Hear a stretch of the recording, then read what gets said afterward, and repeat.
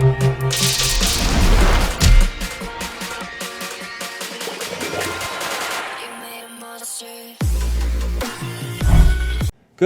evening, ladies and gentlemen. MrRecon here with the Girls X Battle 2 video for you guys. And today we're going to be covering Holly. But before we get into the video, if you're new, please hit that subscribe button. And don't forget to hit all notifications so you can know when I'm posting new videos. And if you'd like to become a member of the channel, I recently became a member on, partner I should say, on YouTube. And if you'd like to help support the channel, please do so as well. Alright, ladies and gentlemen. With that being said, let's get into Holly. She is got a rework. She's obviously not new to the game, but she got a rework. And she's really important in PvP right now. So we're doing a video on her to cover to let you guys know how important she is and what she does. Alright, AK, her name is Dumpster Fire, by the way. I call her Dumpster Fire. But for the purposes of the video, I will call her Holly. Alright, we're going to start with her abilities, and we'll start with the active, going all the way to the last passive. So, deals 400% attack damage against 4 random enemies, dealing an additional 200% bleed damage for 2 rounds, afflicts Parasite to the target for 3 rounds. So essentially, she targets 4 random enemies, and she applies bleed. Parasite, though, is a skill effect. Not a mark, but a skill effect. Enemies afflicted with Parasite have their attack reduced by 12%. He'll receive reduced by 12%. Can be stacked at most 3 times. So, she reduces attack and the ability to be healed, essentially. So, remember, this is the base of it. You can look at the elite skills of it, and elite skills will bump this up. So, its elite skills is actually really important on Holly as well. But, this is what she is at her base. We're just going to cover her base. If you want to look at the elite skills of her, just go in game and you can look there. Alright, next up we have her first passive. So, attack increases by 40%, HP increases by 30%, precision increases by 50%, damage reduction increases by 30%, and at the end of each round has a 70% chance to cleanse 1 random control effect from self. So, the key points to take away from her is her HP getting increased, the damage reduction, and then being able to remove control effects. Now, Mark of Bleedness and Blade Prison from Teresa and then Uriel will stop this from happening because they block the whole passive by itself. So those are the only things that this passive won't work on, essentially. All right, next up we have the second passive. Basic attack changes to deal 250% of attack damage to 2 random enemies, stacking Parasite on the targets for 3 rounds. When Holly is attacked by enemies or is afflicted by a debuff, afflict Parasite to the attacker for 3 rounds. At the end of each round, deals 600% of attack of the ally with the highest attack attribute damage to the enemy with who is afflicted with Parasite and has the lowest HP percent. So essentially, she gets attacked. She attacks on her basic, applies Parasite. Whenever she gets attacked or gets put debuffs on her, she applies a Parasite mark to them. And then at the end of round, whichever ally on your team has the most highest attack,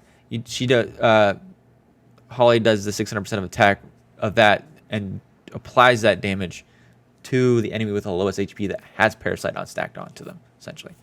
Alright, of course, there's skill effect Parasite. Last passive, a lot of stuff here, so we'll go over it. At the start of the battle, gains natural order for 4 rounds. Whenever the number of times that all girls on both sides of the battlefield use their active skill basic attack reaches 10 times, gain natural order for 10 rounds. For 2 rounds, sorry. So whenever, after active skill or basic attack happens, so essentially, if every girl attacked with a basic, this would trigger every round, essentially. That makes sense. Now, key point and takeaway is that because natural order happens at the start of the battle, and let's say she gets hit by a Blade Prison and gets locked by Teresa within the first round, natural order is still in effect because it already happened before the Blade Prison happened. You can't stop something that's already in effect. The passive is already triggered, so that means that you can't stop it because it's already been triggered. Makes sense. Now, let's say 4 rounds ends and she's Blade Prison the whole time. She can't activate it because she's in Blade Prison and the passives are locked, meaning that the natural order will eventually wear off. So you have to keep her locked down for 4 rounds, essentially, or else it will trigger after 10 attacks. So that's a little to remember on that. All right, natural order skill effect cannot be stacked. Okay, when enemies release their active skills, deal a base attack, or trigger passive skills that affect the enemies, they will compulsively target Holly if the active skill, base attack, or passive skill targets random enemies. When Holly takes damage from any source, if the attacker is afflicted with Parasite, heal self for 4% of maximum HP. When this effect has been triggered for 8 or more times in the same round after being healed to full HP by this effect, its healing effect will no longer take effect in this round. Holy shit, that's a lot to say. So essentially, anybody that uses a basic attack, any attack that's random, right? Anything that's random on the field will automatically target her. So she becomes the priority target for all those. Let's say a girl's dazed. and she, let's say, case in point, Apate. Apate's dazed, but she has an active and she targets 4 enemies. Maybe because Apate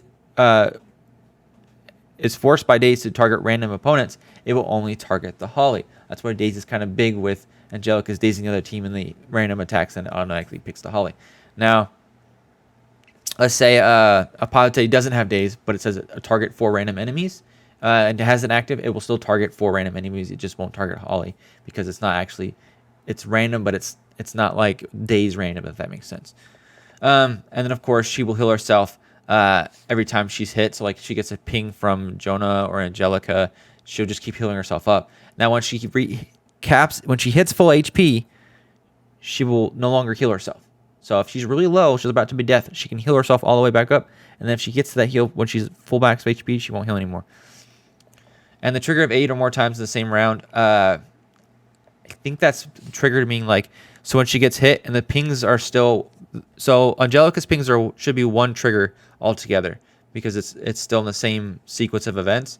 So whenever another point of damage it hits her, it'll count as a different trigger. So it's 8 separate triggers. So it'll be like Jonah would be 1 trigger, Angelica would be another trigger, Teresa attacked her another trigger, and so on and so forth. All right, those are it for the skills. Now we're going to get into the gears and limit breaks. All right, ladies and gentlemen?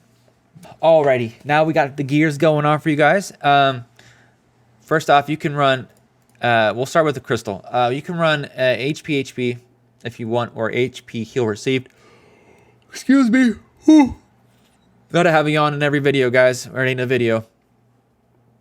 Most often, probably going to be the thing that I use the most is HP heal received. HP and HP still works really well. If you don't have that much health on the Holly, you'll probably want to go HP. If you have like a Holly you're reaching 9 million, 10 million, you can go heal received, essentially. That makes sense. But if you're not, like if you're like 5 million, just go HP to get that extra HP up so that she survives longer, essentially. Of course, we get mage set ping 3. The only thing that really that's most people have been using, it's benefiting the most because she gets hit a lot, is out of protection, being able to help mitigate that damage, especially pairing it with an Eternal Dawn, which we have here. Eternal Dawn, we have only pink 2 on it, but if you don't have Eternal Dawn, I should say, you can use like Black Magic Hat. Anything that does extra damage reduction on her, do that. Any Queen's Crown, whatever you got that has damage reduction, throw it on there. Obviously, Eternal Dawn is going to be the best bet for her, but not everybody's going to have it, so just use any type of damage reduction antique that you have to help boost her HP and increase her ability to reduce the amount of damage. Plus, with pink sets, these two pair together, and of course, she has a natural already of 30% damage reduction on her, so that helps out a lot with her as well. Limit breaks. You can go 1 3 3 1 2, or you can go 1 1 3 1 2. You just want to go with the higher HP, essentially. But yeah, I mean, sometimes there's some weird cases where 3 3 3 3 2 is better. Believe it or not, I've had times where I wasn't working with Holly, and then I switched her to a speed for some reason, and it just worked. It was weird. So there is that little extra avenue of if you the HP right here is not working, just try and switch to the speed one and it might work. I had that trouble first starting out with her, and she just wasn't performing well, and then I switched it to the speed thing, and I don't know, it just magically worked, right? Pure magic. But it is what it is. So those are little windows you can use, but this is what I use right now. But if you are taking a lot of crit damage, you can switch to reduction of crit, which will be helpful. So just play along with those two. You can essentially. And of course, always the last one's LB5 shields. There's no argument about that. All right, ladies and gentlemen. Now I'm going to show a fight with her. I'm just going to put her by herself to show what she does. I might throw her in with a Teresa one fight and one without it, just to show that with a Teresa, it locks it down. She doesn't do anything. And then one without a Teresa. That way, I can show you how she does things. All right, guys. I picked someone that had a Teresa on their team. I believe the Teresa attacks first, so this will be interesting to show you guys how it works. So remember, natural order will already be in effect, but because she'll be locked out by the Teresa's Blade Prison, she should not do any parasite to the mark. Now, if the Teresa doesn't go first, and other girls attack before the Teresa, they will get parasite marks on them, essentially. So let's watch. I slowed it down for you guys 2 times. So Teresa goes first, should be locked. Nobody should be getting besides that one. All right, so she attacked. That's why. So while the blade prison is on, girls are not getting parasite on them.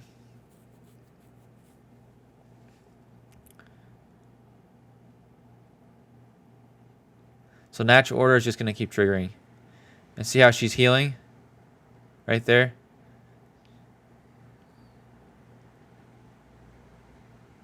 Alright, so this fight's going to go on forever. We're probably going to lose at some point. But the amount of damage reduction she has. See how we were already at full HP and then the pings hit us down? So now we can't trigger. Now we got to wait for end of round to trigger. And then go into the next round. And then we'll get heals. So then that'll heal us. Right?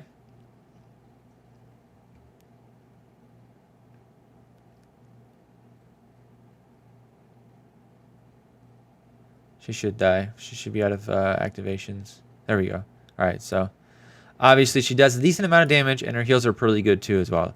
Now pairing it with other girls at the end of round to help keep her alive. Let's say like Monica or Izanami, someone that has priest set on like help with cure and stuff.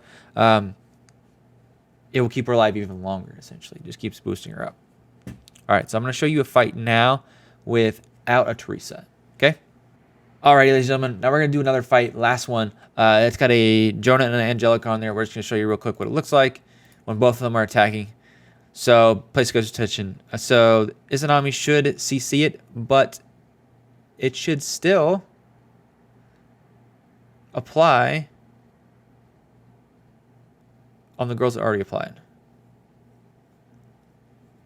So, now that she's no longer CC'd, she should start applying the parasite marks to her because she's not CC'd. Because she also has a chance to remove it. Remember that. Alright, so whenever we look at the Angelica, so she's a little sliver of health right there. She's not full HP, but I guess she already took to full, so she should start. She should not heal herself correctly because if you notice when the fight, she'd already been maxed out from a couple pings, and that's how she took the damage. Now, she should start healing now because she was not at full HP, so this should heal her fairly good. Also, another thing that really kind of stinks is that Izanami heals Angelica.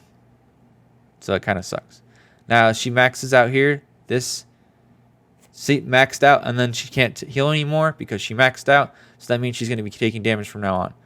I really want to see that Jonah do's an active real quick. See how show you guys. So here's an active. Because she had already capped out this round, she takes damage. Now, if she had not capped out and she was, let's say, this health right here, she would have healed herself up pretty much all the way up. Because Jonah doesn't do as much as Angelica. Angelica can kind of keep the damage equal on Holly to keep her from healing all the way up. But Jonah will just heal her all the way up. All right, ladies and gentlemen. The heals, 57 million, pretty good. So we just see, remember that if Holly caps out on her HP, she won't heal anymore. Or it triggers 8 times in a round. Also, a little keynote. If you have, some people are going to have the issue talking about how that their Holly's dying in fights. The question is, are you winning the fights? If you're winning the fights and the Holly's dying, she's doing her job correctly. I mean, she's taking all the damage, and your girls aren't, and you're winning the fights. That's okay. That's not a big deal. Now, if you're losing the fights and your Holly's the last one alive, it means that something's going on. You're not having a good team synergy or something, or they might have more advanced labs than you, or better gear, or better antiques, something like that. I mean, there's a whole other ball of wax. But let's say everybody's on a level playing field, and you have a Holly, and she dies, but you win the round. That means she did her job. Okay, so don't be scared that your Holly keeps dying, but you keep winning. That's perfectly fine. She's a tank. She's supposed to take damage essentially. That's what she does. All right, ladies and gentlemen. Please leave a comment down below. Tell me what you think of Holly in general, or aka the dumpster fire as I like to call her. So, with that being said, ladies and gentlemen, stay safe out there. It's a crazy world, and don't forget to smash that like button. Peace out, ladies and gentlemen.